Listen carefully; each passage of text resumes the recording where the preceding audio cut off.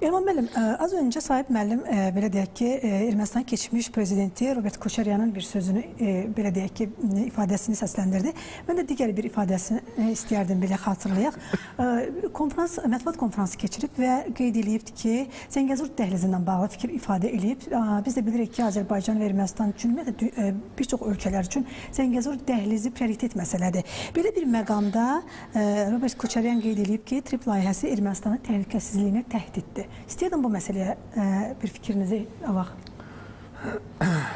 Koçaryan yenə də ənənəvi sayıqlamalarını verir. Qatar çoxdan gedib və Zəngəzur dəhlizinin işə düşməsi ilə bağlı 8 avqust tarixində Vaşinqtonda Fövqəladə Dövlətin prezidenti səviyyəsində onun iştirakını Azərbaycan və Ermənistan siyasi liderləri razılaşma əldə ediblər. Və təkcə razılaşma əldə eləməyiblər, artıq onun icrası istiqamətində proses başlanıb. Mən niyə deyirəm ki, Koçaryan artıq Qatar çoxdan gedib, onun arxasınca ancaq baxır və daş atır.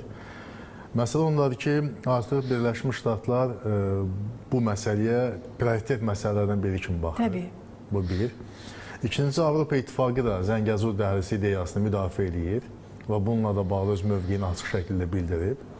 Və Zəngəzur dəhlizinə orta dəhlizin, Avropa üçün strateji əhəmiyyətli olan bu orta dəhlizin mühüm bir komponenti kimi baxırlar. Üçüncüsü, artıq Birləşmiş Ştatlar 145 milyon dollar vəsait ayrılıb, ilkin vəsait ayrılıb. Dördüncüsü, artıq Birləşmiş Ştatlarla Ermənistan arasında TRIP inkişaf fondu artıq təsis edilib. TRIP inkişaf təşkilatı artıq daha doğrusu yaradılıb və hətta bir bölgü də aparıblar. İlkin 49 il ərzində 74% Birləşmiş Ştatlar, 26% Ermənistan gəlirlərdən pay götürəcək. 49 il müddətinə, ondan sonra daha 50 il müddətinə uzadılması, yəni 99 ildən söhbət gedir. Bu halda isə Ermənistanın 26%lik payının 49%-ə çatması, Birləşmiş Ştatların 51%-ə malik olması. Yəni artıq dediyim kimi o gəlirlərin bölgüsü ilə də bağlı müəyyən artıq razılaşmalar var və həmin bu TRIP inkişaf təşkilatı, bu mərkəz əsas fəaliyyəti yük daşımalar və eyni zamanda dəmir yolları, avtomobil yolları, elektrik xətlərinin çəkilməsi və digər infrastruktur layihələrin həyata keçirilməsini reallaşdıracaqlar. Həm də ən vacib məsələlərdən biri odur ki, artıq Azərbaycan, Türkiyə, Avropa beynəlxalq enerji dəhlizi də işə düşməyə başlayır.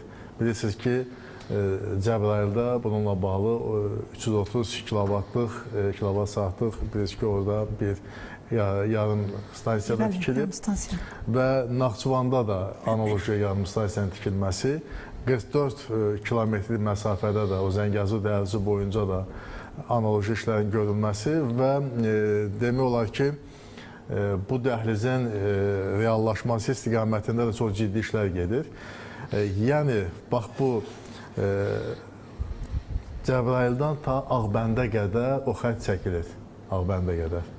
Sonra Naxçıvandan Ordubada qədər də çəkilir, həmin o elektrik xətti. Sadəcə 44 kilometrlik Zəngəzur dəhlizi boyunca, TRIP layihəsi boyunca da o xəttin reallaşması ilə nəticədə Azərbaycanın yaşıl enerji potensialı gedəcək ta Naxçıvana, Naxçıvandan Türkiyə, Türkiyədən Avropa bazarına.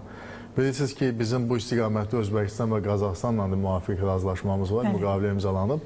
Və onlar da əslində Xəzər dənizi, Qara dəniz, Avropa enerji dəhlizindən istifadə edəcəklər. Rumıniya, Macaristana qədər, oradan digər ölkələrə qədər bizim yaşlı enerjinin nəqli nəzərdə tutulur və hətta istisna deyil, bu əsas niyyətlərdən biri odur ki, Qazaxıstan və Özbəkistanın deməli, bu yaşlı enerjisi, elektrik xətləri, elektrik istehsalı, o gəlsin, bax, Azərbaycan, Türkiyə, Avropa xəttinə qoşulsun. Yəni, yenə də Zəngəzurdan keçməklə. Bax, Zəngəzur dəhlizinin işə salınması görün nə qədər faydası var. O təkcə Asiyanın Avropa nəqliyyat qovşağı bağımından birləşdirmir, həm də o yaşlı enerji nöqteyi nəzərdən birləşdirir. Və bütün bunlar onu göstərir ki, artıq Zəngəzur dəhlizinin işə salınması məsələsi texniki əsaslandırmalar mərhələsinə keçib, artıq siyasi qərar var, texniki əsaslandırmalar və icra prosesi və bilirsiniz ki, bu ilin fevral ayında Defense-in, ABŞ-ın vitse-prezidentinin həm Azərbaycan, həm də Ermənistan səfəri gözlənilir və bu səfər çərçivəsində əsas diqqət mərkəzində saxlanılan məsələlərdən biri və bəlkə də birincisi məhz Zəngəzur dəhlizi və tram marşrutunun reallaşdırılması ilə bağlı praktiki addımların atılması məsələləridir. Bax, bütün bu söylədiyimiz reallıqlar fonunda Köçəryanın bu iddiaları nə qədər əsassız görünür, nə qədər mənasız görünür. Artıq proses başlanıb. Heç kim o prosesin qarşısını almaq iqtidarında deyil və hesab edirik ki, 2028-in sonuna qədər Zəngəzur dəhlizi ilə işə düşəcək və bununla da həm Naxçıvan Azərbaycanın energetika sisteminə inteqrasiyası baş verəcək, həm də ki, Ermənistan özü regional layihələrin ən mühüm iştirakçılarının birinə çevriləcək. Regional layihələrin. Təkcə Zəngəzur dəhlizi işə düşməsi ona bu imkanı verir. Kənarda qalanda Bakı-Tbilisi-Ceyhan ondan kənar keçdi. Bakı-Tbilisi Ərzurum deməli qaz kəməri kənar keçdi. Bakı-Tbilisi qaz dəmir yol xətti kənar keçdi. İndi isə onlar beynəlxalq enerji dəhlizi, yəni bu elektrik xəttlərinin Avropaya çatdırılması məsələsində öz ərazilərindən istifadə etməyə artıq Zəngəzur dəhlizi sayəsində icazə verirlər və onlar üçün çox faydalıdır.